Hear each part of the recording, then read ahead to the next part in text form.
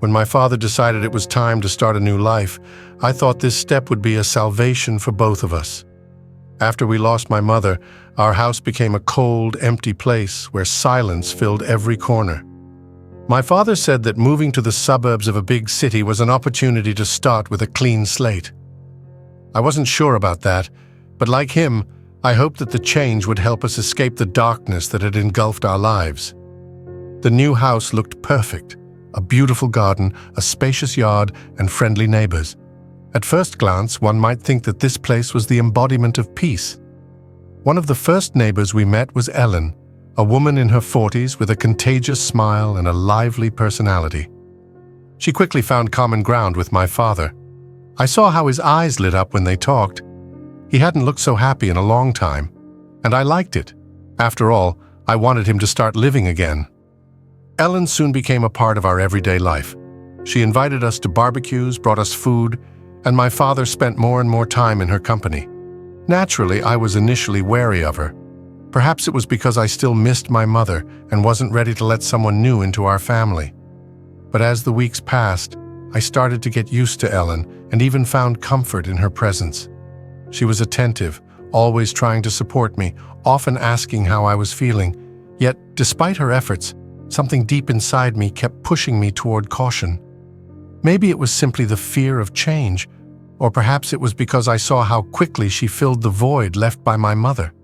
My father, on the other hand, seemed happy. He began to smile again, laugh, and talk about plans for the future. I didn't want to ruin his happiness, so I pushed my doubts to the back of my mind. However, it soon became clear that this story wasn't as simple as it seemed. When our distant relative Nick came to stay with us, I noticed that Ellen started paying him a bit too much attention. Nick was older than me, always joking, with an easy charisma. He was close to my father, and I knew that he and Ellen could easily hit it off. But still, something about their interactions felt off to me. It was more than just friendliness. Their glances, their jokes, the way they talked, it all started to form an uncomfortable picture. Inside me, a sense of unease began to grow, though I couldn't quite put my finger on what was bothering me. I tried to ignore it because I didn't want to destroy the little bit of happiness that had returned to our home, but as it turned out, my instincts weren't wrong. A few weeks had passed since Nick started staying with us more frequently. My father always welcomed him with open arms, while I tried not to pay attention to how Ellen and Nick began acting a little too friendly. Maybe it was my jealousy, a simple annoyance that he was taking too much of my father's time. But with each passing day, their interactions grew more intense and strange. One evening, as we were preparing for dinner, Ellen suggested that Nick stay over for the night. I had never seen her so energetic and interested when it came to someone other than my father. I decided to watch them without showing that something bothered me.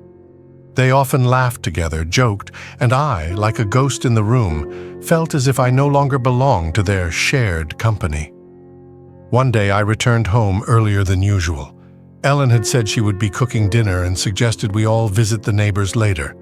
But when I entered the house, the silence was so suffocating that it made my stomach turn. I walked into the living room, and to my surprise, I saw Ellen and Nick sitting too close together on the couch.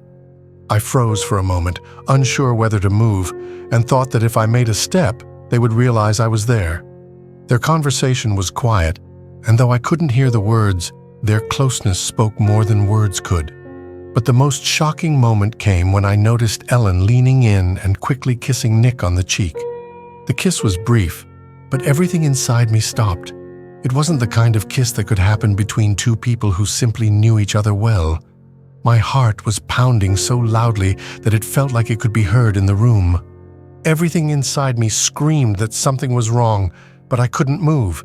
Instead, I slowly backed out of the room and headed for the door, trying not to reveal myself. My head was spinning with thoughts. I was shocked by what I had just seen. When I got outside, I wanted to run, to forget it all, but I couldn't. I stood on the porch, looking at the calm sunset, feeling everything inside me fall apart. Why would she do that? What did it mean for our home, for my father? Too many questions and no answers. I couldn't just go and tell my father. I had to figure things out before taking any action. Later, I returned to the house as if nothing had happened, trying not to show that I had seen something unusual. But now I knew that what was happening between Ellen and Nick went beyond ordinary family relationships. The next day, I could no longer look at Ellen the way I used to. Every gesture, every smile, every word she spoke seemed fake to me, as if she was playing a role, and I was the only one who knew what was really happening behind the scenes. My father, however, noticed nothing, and Nick, as always, acted carefree and relaxed. All day, I felt like there was a war going on inside me. Should I tell my father, or stay silent for now? That evening, I decided to get some fresh air and walk around the house to clear my head. Near the backyard, I spotted Nick and Ellen again. They were standing by a tree, seemingly without a care in the world. It threw me off balance. I stood behind the bushes, watching them as if it were some kind of performance I didn't want to see but couldn't look away from. Ellen was laughing softly, and Nick leaned in too close, and before I could fully grasp what was happening, they kissed. This kiss was quick, but long enough for everything inside me to tighten. This time, it wasn't an innocent gesture, not just friendly closeness. There was something more in that kiss, something that confirmed all of my worst suspicions. Ellen and Nick were clearly hiding something from my father, something that could destroy our family. My heart pounded so hard it felt like it was going to burst out of my chest. I didn't know how to react. Should I scream, storm in and tell them that I had seen everything, or just run away, never to witness it again? At that moment, I felt like I couldn't breathe. I took a step back, trying to remain unseen, and hurried back to the house. When I finally reached my room, I sat on my bed, feeling completely shattered. Everything I had seen replayed in my mind over and over again. That kiss, their glances, how they laughed together. It felt like my entire world had turned upside down, and I was the only one who knew. That night, I barely slept. Doubts and fear consumed me entirely. I knew that sooner or later I would have to tell my father, but how? How could I explain to him that Ellen, the woman he seemed to love, was betraying him right under his nose? How could I tell him about Nick, someone he trusted, who was becoming part of our family? These thoughts wouldn't leave me alone. With each passing hour, the anxiety grew, and I realized that I couldn't stay silent any longer. But how could I find the right moment? Was there still any hope left that this was all just a terrible mistake? Ever since I saw that kiss, everything inside me had changed. I tried to avoid both Ellen and Nick. They acted as if nothing had happened, as if every day was normal. My father, as always, was blissfully unaware, which only made my situation more unbearable. I tried to appear calm, but inside I was torn apart by doubt and guilt. I knew I had to decide what to do next. One evening, my father called me into his study. His tone was calm as usual, but I noticed that he seemed to be expecting a serious conversation. We sat across from each other, and he looked at me intently, as if he were about to say something important.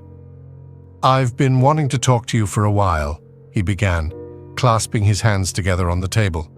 "You've seemed troubled lately. Has something happened?" My heart clenched. I wasn't ready for this conversation, but in that moment I realized I had no other choice. My father was looking at me with such genuine concern that I wanted to tell him the truth. But I couldn't, at least not now.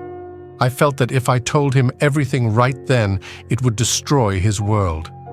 And he had just started to recover from everything that had happened with my mother. "Everything's fine," I replied, trying to sound confident, though I was trembling inside. "I've just been thinking a lot about the future." He nodded, but from the look on his face I could tell he didn't fully believe me. My father had always been a good observer. He could sense the slightest changes in mood, but this time he didn't press further. "If you ever want to talk," he continued, "just know that I'm always here. It's important to me that you feel safe in our home." Those words hit me especially hard. Safety. Our home had always been my sanctuary, but now it had become a place where I felt like a prisoner of secrets. I wanted my father to know that I was ready to protect him, but I was afraid that telling him the truth would hurt him more than anything. After that conversation, I went to my room, feeling even more overwhelmed. Thoughts about how to tell my father the truth kept swirling in my head. I knew it was inevitable. The only question was when and how to do it. That night, I couldn't sleep. I lay in bed, staring at the ceiling, replaying everything I had seen over and over again in my mind. Why had they decided to betray my father? Why were they so easily deceiving him, as if he didn't deserve the truth? These thoughts tormented me, and I knew that soon the moment would come when I would have to make a choice. A week had passed since that evening when my father tried to talk to me. Everything inside me screamed that I couldn't keep hiding what I had learned. Every minute spent in the house was becoming unbearable. My father continued living his usual life, unaware of anything, while I walked around the house as if on the edge of a cliff, afraid of any word, look, or gesture. I decided that I couldn't stay silent any longer. I had to finally tell my father the truth. After gathering my thoughts, I waited for Nick and Ellen to leave the house. This was the perfect moment. My father was home alone. My hands trembled slightly as I went downstairs. He was sitting in the living room, watching some old movie on TV, completely unaware of the conversation we were about to have. I sat down across from him, taking a deep breath, and began to speak. "Dad, I need to tell you something. It's important." He looked at me with surprise and immediately turned off the TV, setting the remote aside. His expression became serious, and I knew the time had come. I could no longer avoid the truth. I began, struggling to find the right words to express what had been choking me for so long. "Ellen and Nick, they're behaving in a way they shouldn't. I saw them together, and it was more than just friendship." My father froze. In his eyes, I saw genuine confusion. Silence hung in the air, as if the entire world had stopped, waiting for his response. My heart pounded so fast it seemed like its beating could be heard in the room. "Are you sure?" he asked quietly, as if checking whether he had misheard. I nodded, unable to say anything more. Everything inside me churned: shame, guilt, the pain I knew I was causing him. I expected him to yell, to get angry with me, or to try to defend Ellen, but his face remained almost expressionless. He stood up from the couch and walked past me to the window, looking outside at the empty street. I could see how tense his shoulders were, how hard he was trying to hold back his emotions. I wanted to say something more, but I couldn't find the right words. The silence felt like an eternity. "I believe you," he finally said without turning around. Those words were like a heavy weight on my chest. He understood everything. He knew I was telling the truth. But how could this change anything? How could we undo what had already been done? We didn't speak again that evening. I went to my room feeling a heavy burden on my shoulders. I knew I had done the right thing, but that step left both of us at a crossroads. My father decided to talk to Ellen and Nick, but I no longer wanted to be part of that conversation. The next morning, when I woke up, the house was empty. My father had left early without leaving a note. I didn't know how he would handle it, but deep down, I felt that our life would never be the same again. The story ended, leaving my father and me alone to face the pain that had torn our home apart.